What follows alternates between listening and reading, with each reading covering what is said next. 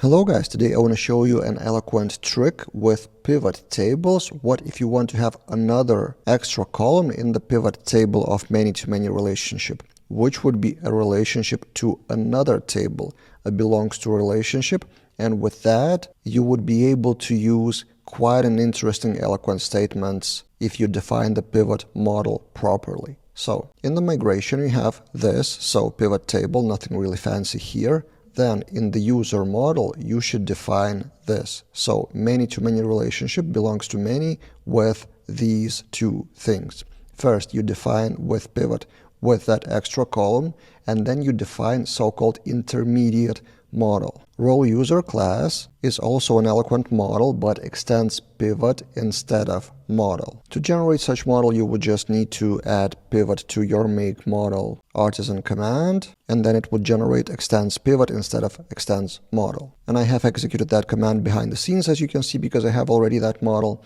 And then in the user, we use using, specifying that model. Now let's look at the data in the database, and then I will show you one very eloquent query with that. So we have one user, we have two teams, and then in the role user, that user belongs to both teams. And now what if you want to have the team name where the user has role ID 1? Let's take a look at the query.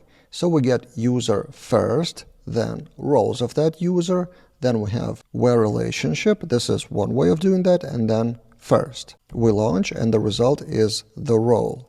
And now let's add more magic.